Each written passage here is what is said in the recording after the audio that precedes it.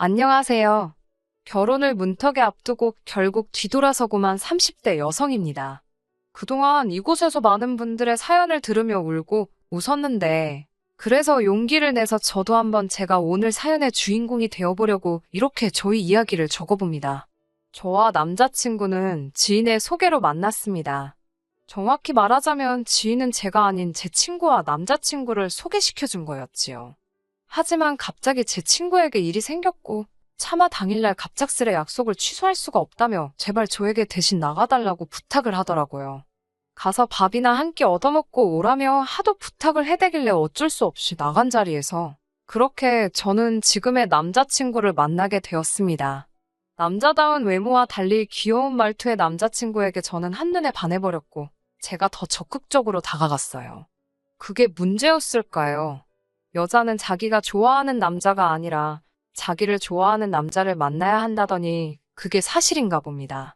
저는 정말 제 남자친구를 많이 사랑했습니다. 제 남자친구와 저희 객관적인 조건만 놓고 본다면 다들 저를 뜯어 말릴 만큼 차이가 많이 나는 상황이었지만 세상에 완벽한 사람은 없잖아요. 그 사람의 부족한 부분은 제가 끌어안고 가려고 했어요. 남자친구는 대기업 하청업체에서 일하고 있습니다. 그렇다 보니 달마다 실적에 따라 급여가 들쑥날쑥한 편입니다. 어떤 달에는 월천을 벌기도 하고 어떤 달에는 간신히 기본급만 벌기도 하지요. 반면에 저는 프리랜서 작가로 활동하고 있고 대학생 때부터 시작했더니 어느덧 10년 차가 다 되어 월 평균 500에서 600은 벌고 있습니다. 하지만 인간관계에 돈이 전부는 아니잖아요. 제가 남자친구와 결혼까지 생각했던 이유는 따로 있습니다. 어디서부터 어떻게 시작해야 할지 모르겠지만 저는 부모님이 안 계십니다. 제가 아주 어렸을 때, 그러니까 기억도 안 날 만큼 어렸을 때 아버지께서 사고로 돌아가셨다고 들었습니다. 그 이후로 어머니께서 외가의 도움을 받아 저를 키우셨대요.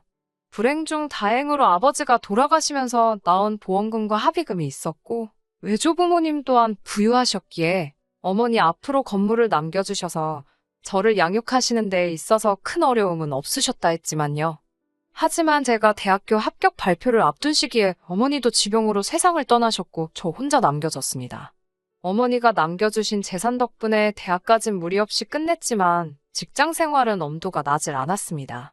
언젠가부터 사람들과 어울려 지내는 것이 왠지 어렵고 불편하게 느껴졌거든요. 진단을 받아보진 않았지만 지금에서야 돌이켜 생각해보면 어머니의 죽음으로 인한 공황장애나 우울증이 아니었을까 싶어요. 결국 취업 대신 집에서 할 수 있는 일을 알아보다가 시작하게 된 게 프리랜서 작가입니다. 어려서부터 독서하고 일기 쓰고 그런 일들을 좋아했었거든요. 그렇게 다시 글을 쓰다 보니 마음의 병이 조금씩 치유되기 시작했습니다. 다시 사람들과 어울릴 수 있게 되었고요. 남자친구와 연애까지 하기에 이르렀지요.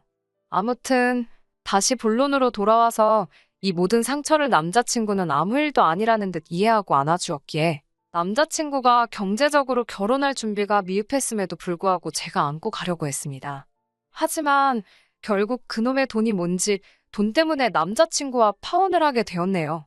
어머니가 저에게 남겨주신 건물은 3층짜리로 상가는 전부 10개 정도 들어올 수 있는데 공실이 2개이고 8개는 현재 계약 중입니다. 그중 6개가 10년 넘게 같은 분이 사용 중이시고요. 건물에 있는 공실 중 하나는 제가 작업실로 쓰고 있습니다. 당연히 남자친구는 연애 초반에 제가 건물이 있다는 사실을 몰랐습니다. 제가 말하지 않았으니까요.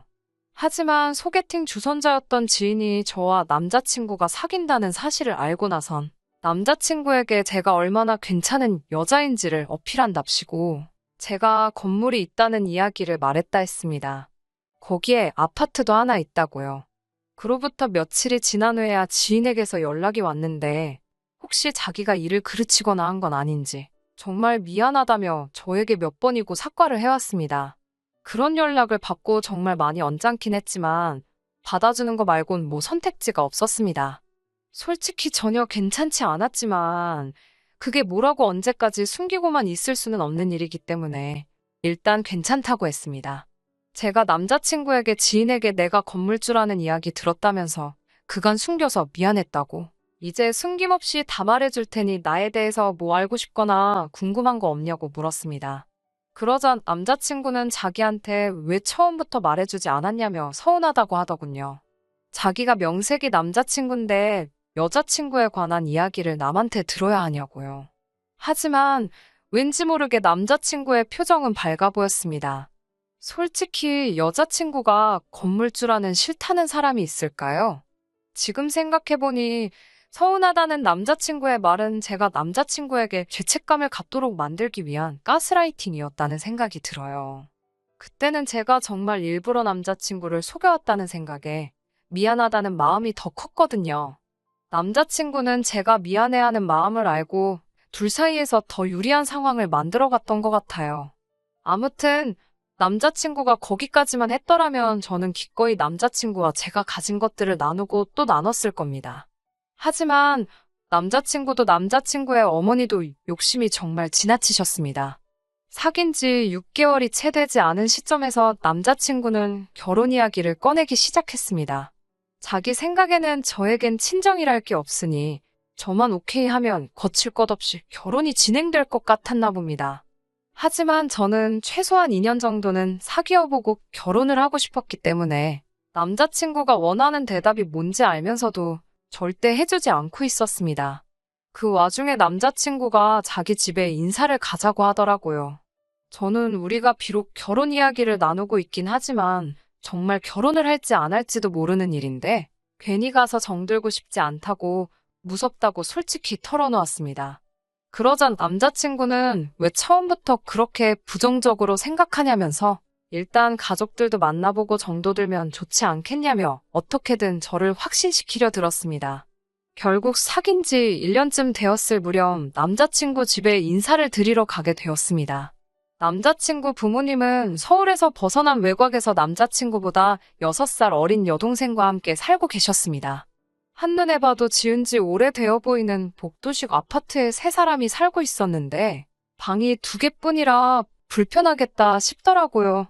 집에 들어가 인사를 드리고 사간 과일과 고기를 꺼내놓으니 어머님께서는 건물도 있다더니 씀씀이는 별거 없네 하셨습니다. 그 말뜻이 제가 알뜰하네 뭐 이런 뜻이 아니라 말 그대로 사온 게 볼품없다는 식으로 비아냥거리시는 말투였습니다. 그러더니 제가 입은 옷차림을 아래 위로 찬찬히 훑어보셨습니다.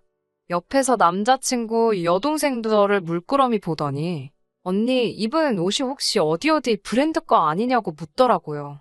요즘 젊은 애들은 한눈에 그런 게 다 보이는구나 신기하다 생각하면서 맞다고 대답했더니 남자친구 여동생은 그 옷이 자기가 너무 갖고 싶었던 거였다며 자기가 한 번만 걸쳐보면 안 되냐고 애걸복걸을 하더라고요. 결국 그런 걸쳐만 보라고 옷을 벗어주는데 어머님께서 저를 빤히 보시더니 옷이 중요한 게 아니라 먹는 걸 잘 먹어야 한답니다. 그러면서도 결혼하면 너만 좋은 거 사 입지 말고 우리도 좋은 거 좀 사달라 하셨습니다. 만약에 제가 남자친구와 이미 결혼한 사이이고 어머님이 이미 제 시어머니셨다면 물론 그런 말씀을 하실 수도 있어요. 하지만 엄연히 저는 손님으로 간 자리였고 무엇보다 초면이었는데 어머님이 다짜고짜 무엇을 해달라 말씀하시니까 기분이 좋지는 않았습니다. 게다가 남자친구 여동생이 어디선가 저도 안 입을 것 같은 가디건을 하나 들고 나와서는 저더러 오늘 하루만 자켓 좀 자기 빌려주고 언니는 이거 입고 가면 안 되냐며 그 가디건을 저한테 내미는데 어찌나 당혹스럽던지요. 어머님까지 나서서 옷이 딱 봐도 우리 딸한테 더 잘 어울리는 것 같은데 하루만 양보 좀 해주면 안 되겠냐고 그러시니 난감하기 이를 데가 없었습니다. 하지만 제가 설마 남자친구 여동생이 옷 하나 빌려달라고 파혼까지 생각했을 리가 있나요? 식사를 하면서 본격적으로 대화가 엉망이 되어갔습니다. 어머님께서는 식사를 하시다 말고 저에게 그럼 혼자 사는데 음식은 어떻게 해결하냐고 물으셨습니다. 요리는 그래도 제법 하지 않냐고 물어보시면서요. 부끄러운 말이지만 저는 요리를 못합니다. 할 기회도 없었고 할 이유도 없었어요. 어머니가 살아계실 때는 당연히 어머니가 챙겨주셨고 돌아가신 이후로는 학식을 먹거나 반찬 가게에서 사다 먹었습니다. 제 입장에선 음식하는 시간에 글을 쓰고 일을 하는 편이 훨씬 경제적으로 이익이기 때문에 굳이 요리에 관심을 가질 필요가 없었지요. 하지만 이를 구구절절 시어머니 되실 분께 말씀드리긴 어려워서 음식은 그냥 솜씨가 없어서 잘 못한다고만 말씀드렸습니다. 그러자 어머님께선 사먹는 반찬이 뭐가 영양가가 있겠냐면서 본인이 직접 일주일에 2번씩 반찬을 만들어다 줄 테니 반찬값으로 일주일에 20만 원씩을 달라고 하시더라고요. 제가 반찬 가게에서 한 달치로 쓰는 돈을 일주일마다 달라고 하시니 조금 어이가 없었습니다. 떨떠름한 표정으로 제가 대답을 못하고 있었는데 어머님은 그다지 개의치 않으시는 눈치였어요. 한마디로 당신은 말씀하셨으니 넌 따르기나 해라 였지요. 일단 그 자리에서는 대놓고 거절하면 예의가 없지 않나 싶어서 대충 알겠다는 듯이 대답을 흐렸습니다. 그런데 거기서 끝나는 게 아니라 이번에는 건물 관리는 지금 누가 어떻게 하고 있느냐고 물어보시더군요. 건물 관리는 어머니가 살아계실 때부터 해주시던 어르신이 계시다고 했더니 늙은이가 해봤자 얼마나 할 수 있겠냐며 이제 그걸 아버님한테 맡기자는 겁니다. 하지만 딱 봐도 기존에 계신 분과 연배도 비슷해 보이셨고 무엇보다 제 입장에서 시아버지 되실 분이 건물 관리인으로 계시는 게 제 입장에서 편할 일이 전혀 없었지요.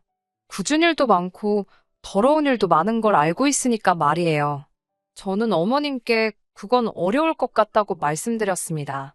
기존에 일하고 계신 분과 저희 어머니가 살아생전 친하게 지내신 동료 같은 분이라서 제 마음대로 나가라 마라 할 수가 없다고요. 그러자 어머님께서는 이제는 네 죽은 엄마가 아니라 네가 건물주인데 못할 게 어딨냐입니다. 자꾸 저한테 네가라고 부르시는 것도 마음이 상했는데 죽은 엄마라고 하시니 너무 불쾌하고 화가 나더라고요. 마음 같아선 어머님께 소리라도 한 번 내지르고 뒤돌아서 나가버리고 싶은 심정이었습니다. 어줍잖게 대답을 계속 해드리고 있으니 제가 만만하게 보였던 건가 싶어서 저도 불편한 기색은 숨기지 않기로 했어요. 그래서 얼굴에 기분 나쁘다는 티를 팍팍 내면서 있었습니다. 여차 싶으면 그냥 판 엎어버리고 나갈 생각으로 말이죠. 하지만 어머님의 불편한 질문 공세는 끊이지가 않았습니다. 이번엔 하시는 말씀이 월세 관리는 누가 하고 있냐고 물으시더군요. 당연히 제 건물이니 제가 하고 있다고 했어요. 그러자 어머님께서 결혼하면 그건 이제 남자친구가 관리할 수 있도록 해주랍니다. 그래야 입주자들이 남자친구를 건물주로 인식을 한다나요. 건물주는 엄연히 저인데 왜 입주자들이 남자친구를 건물주로 인식을 해야 한다는 건지 저로선 이해할 수가 없었습니다.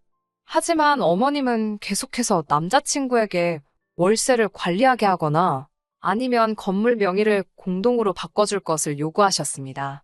제가 정말 열이 받았던 건 이 모든 말도 안 되는 어머님의 말씀을 남자친구가 옆에서 다 듣고 있으면서도 그 어떤 작은 액션도 취하지 않더라는 거예요. 저에게 무례하게 구는 거야 어른이니까 그러실 수 있다고 치더라도 저렇게 말도 안 되는 억지를 부리고 계신데도 불구하고 남자친구는 그렇게 하는 게 100번 맞다는 식으로 아무 대꾸도 없었거든요. 이미 이 시점에서 이 결혼은 안 하는 게 맞는 거 아닌가란 생각이 들기 시작했어요. 그리고 그런 생각이 드니까 그나마 조심스러웠던 제 행동이나 말투가 고삐 풀린 망아지처럼 하나씩 제어가 안 되기 시작했습니다. 어머님은 제 건물에 공실이 있다는 말에 그게 다 돈인데 그걸 그렇게 놀려서는 안 된다고 한마디 하시더군요. 그래서 공실이 2개이기는 하지만 하나는 제가 작업실로 쓰고 있다고 했어요. 집에서 일을 해도 되지만 저는 집과 일터의 경계를 확실히 하고 싶었거든요. 그런데 어머님은 그렇게 돈을 날리고 있냐면서 세를 낮추더라도 싸게 내놔서 사람들을 들어오게 해야 한다는 겁니다. 그리고 하나 남은 건 좋은 생각이 있다면서 세를 받지 말고 남자친구 여동생에게 가게를 하나 오픈해주는 건 어떻냐고 하시는 거였어요. 남자친구 여동생이 딱 보기에도 뭐 똑부러지게 할 줄 아는 거 없어 보이는데 무슨 가게를 하냐고. 그리고 건물이 위치가 나쁘지가 않아서 세가 비싼 편인데 감당 가능하겠냐고 빈정대듯이 말하니 시어머니가 애가 자리 잡을 때까지는 월세는 받지 말아야 하는 거 아니냐고 하시는 겁니다. 제가 어머님께 저는 오늘 아가씨를 처음 봤는데 아가씨의 뭘 보고 1년이란 유예기간을 주냐고 여쭤봤어요. 그러자 어머님께서는 또 우리 아들이랑 결혼하면 얘 네 신우 될 사람인데 무슨 말을 그렇게 섭섭하게 하냐고 하시는 겁니다. 부모가 없다더니 가족 없이 자란 티를 낸다고 일단 가족이 잘 돼야지 너도 잘 되는 법이라고 하시더군요. 제가 남자친구와 결혼 이야기를 나눈 건 사실이지만 결혼을 하기로 확정된 것도 아니고 그렇게 해야만 하는 것도 아닌데 벌써부터 제가 가진 게 자기들 거라도 된 것 마냥 하는 꼬라지를 보니 결혼하고 나서의 앞으로가 눈에 선하더라고요. 그래서 어머님에게 상가 임대 주는 게 애들 소꿉장난은 아니지 않냐고. 월세를 제가 해준 애만에 하기 전에 일단 아가씨가 뭘 잘하는지, 뭘 할 수 있는지 제가 어떻게 믿냐고. 전 그 상가를 원한다면 믿음을 가질 수 있는 자료를 가져오라고 했습니다. 그러자 어머님 얼굴이 울그락불그락 거리더니 난리가 났습니다. 네가 뭔데 내 딸을 평가하려 드냐면서요. 저한테 그까짓 거 건물 하나 있다고 어지간히 유세 부린다면서 소리를 지르시더군요. 유세라고 말씀하셔도 저는 해줄 생각이 없다고 딱 자르니 어머님이 저더러 꼴도 보기 싫다며 이제 그만 가보라 하셨습니다. 저도 더 있어봤자 좋은 소리도 못 들을 테고 차라리 바라던 바였어요. 제 입으로 파혼하자는 말 안 해도 되니 제 입을 더럽힐 필요도 없었고 말이죠. 제가 집을 나섰더니 남자친구가 바로 제 뒤를 따라오더라고요. 계속 무시하고 지나가는 제 앞을 막아서고 이렇게 끝낼 거냐며 어이도 없게 저를 붙잡으려 하더군요. 무슨 할 말이 더 남아서 저러는지 드러나 보려고 했더니 내가 왜 이러는지는 생각도 못했는지 말도 안 되는 소리를 뱉어대더군요. 남자친구는 죽은 사람 소원도 들어준다는데 산 사람 소원 못 들어주냐면서 이번 한 번만 못 이긴 척 자기 동생 가게 좀 내게 해달라는 겁니다. 지금 그딴 소리 하려고 나를 따라 나온 거냐고. 내가 왜 니네 집에서 자리 박차고 나온 건지 하나도 모르는 거냐고 한마디 했어요. 그제서야 남자친구도 정신이 들었는지 가족 일이라서 자기가 제대로 판단을 못한 것 같다며 제 다리를 붙잡고 빌더라고요. 차라리 결혼하고 나면 자기 가족들과 연을 끊고 살 테니 저한테 파혼만은 하지 말자고 빌더라고요. 가족들과 연을 끊는다는 말은 솔직히 100% 믿지 않았지만 이 정도로 빌면서 반성하는 모습을 보여주고 있으니 적어도 앞으로는 중간 역할 해주면서 자기 가족들이 나한테 빈대붙으려는 걸 어느 정도는 막아주겠지 하는 생각에 마지막으로 한 번만 두고 보겠다고 남자친구를 다시 받아줬습니다. 가족들이 그러면 남자친구도 똑같이 거지근성이 가득하다는 말인데 그래도 그동안 만나온 정 때문인가 남자친구는 다를 수도 있겠다 생각했나 봐요. 제가 대체 무슨 생각으로 남자친구는 멀쩡하다고 생각했는지 모르겠네요. 남자친구와 그 가족들의 시커먼 속내를 알게 된 건 제가 남자친구를 다시 받아주고 얼마 지나지 않아서입니다. 마감이 늦어지게 되면서 남자친구한테 제 건물로 와달라고 말을 했어요. 기다릴 수 있으니 그냥 만나기로 한 장소에서 만나자고 한 걸 괜히 저 때문에 오래 기다리게 하고 싶지는 않으니 그냥 오라고 했습니다. 자꾸 이쪽으로 오는 걸 꺼려 하길래 왜 그러나 싶었는데 그 이유를 알게 되었습니다. 제가 일을 마치고 나니 저도 몸이 피곤해서 어디 가고 싶은 생각이 들지 않더라고요. 그래도 저녁 식사는 해야 하니 건물 1층에 있는 고깃집으로 향했어요. 제가 건물주라고 해서 세입자들을 하대하고 그러지 않거든요. 그래도 괜히 저를 어려워들 하시는 것 같아서 건물 안에 있는 곳은 잘 가지 않는데 그날따라 사장님이 저를 더 어려워하신다는 느낌을 받았습니다. 그래도 저도 거의 매일같이 제 작업실 오며 가며 하면서 마주치면 인사도 나누고 가벼운 농담도 주고받는 사이인데도 말이에요. 그리고 괜히 느낀 거긴 하지만 남자친구도 어렴풋이 사장님과 눈을 마주치지 않으려고 하는 것 같았고요. 아무튼 식사가 끝나고 사장님한테 계산을 하겠다고 했는데 오늘은 계산을 하시는 거냐는 알 수 없는 말을 하셨어요. 뭔가 이상한 촉이 들어서 그게 무슨 말이냐 물었더니 제 옆에 있는 남자친구 이야기를 하시더라고요.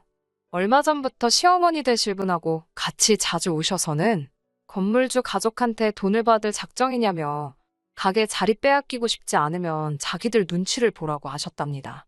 제가 안 그래도 신우될 사람한테 가게 하나 내줄 계획을 가지고 있는데 장사하고 있는 가게 뺏어다가 주는 게 제일 편한 거 아니겠냐고 반협박식으로 사장님한테 겁을 줬다네요.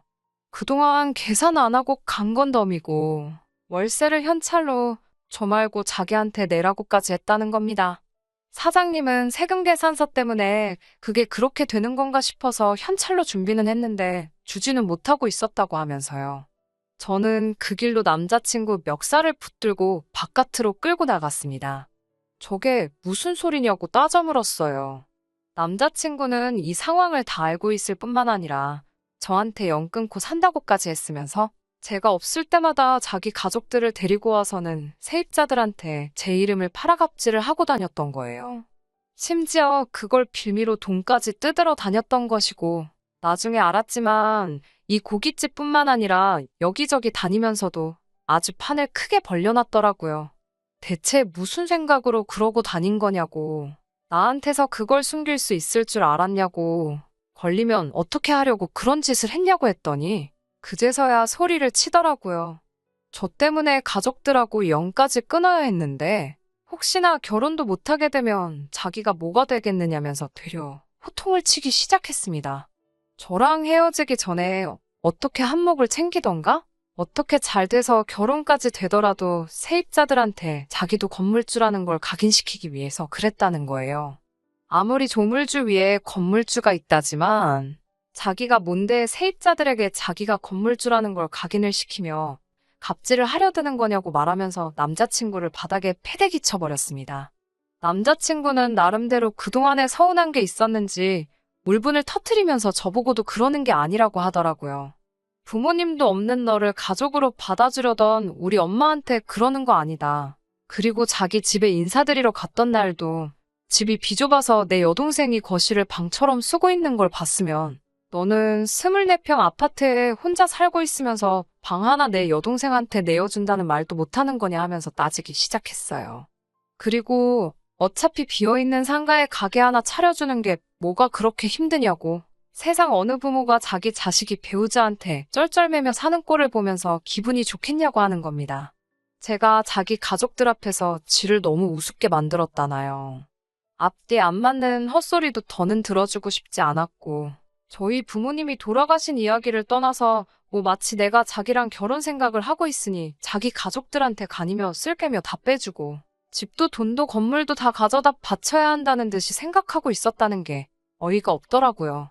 그래서 더 볼 것도 없다고 기회를 주려고 했던 내가 바보였다고 말하고 그냥 헤어지자고 했습니다. 그리고 우리 건물 세입자들한테 뜯어간 돈이나 무전 취식한 것들 다 돈으로 갚아내라고. 그렇게 하지 않으면 법적인 조치를 할 거라고 했어요. 그랬더니 질질 짜면서 남자친구는 저와 헤어지고 싶지 않다고 난리를 치더라고요. 남자친구는 끝까지 우리만 잘 살면 무슨 재미냐고, 온 가족이 다 잘 사는 게 진짜 행복이라며 절 설득하려 들었습니다. 니네 가족이 잘 살게 되는 게 나랑 무슨 상관이냐고, 헛소리 좀 하지 말라고 일침을 가하고 길바닥에 나자빠진 남자친구를 뒤로하고 저는 집으로 돌아왔습니다. 그런데 헤어지고 얼마 지나지 않아서 소개팅을 주선했던 지인으로부터 충격적인 이야기를 들었습니다. 남자친구가 회사로부터 잘렸답니다. 듣자 하니 저랑 결혼하는 게 기정사실화 되었다 생각하고 자기는 앞으로 건물주가 될 거라면서 일을 아주 건성으로 하다가 상사들 눈밖에 나서 잘리게 되었답니다. 자기가 잠시 마음이 콩밭에 가 있어서 그랬다며 한 번만 기회를 달라고 절절 빌었는데도 소용없다며 끌어내지기까지 했다니 볼만했겠더라고요. 그나마 남자친구 집에서 돈 몇 푼 벌어가는 건 남자친구 하나뿐이었는데 그 거지 같은 집구석 기둥이 무너져 버렸으니 타들어간 재속 하나만큼은 덕분에 후련해졌네요. 아직도 저는 언젠가 저에게도 가족이 생길 거라고 믿습니다. 제가 가진 걸 탐내는 탐욕스러운 사람들 말고 그냥 평범하게 저에게 조건 없는 사랑과 관심을 주는 그런 가족 말이에요. 오늘따라 저를 떠난 가족들이 너무 그립습니다. 끝까지 들어주셔서 감사합니다. 오늘의 사연은 여기까지입니다. 구독과 좋아요, 알람 설정 부탁드리고 더 좋은 사연으로 다시 찾아뵙겠습니다. 감사합니다.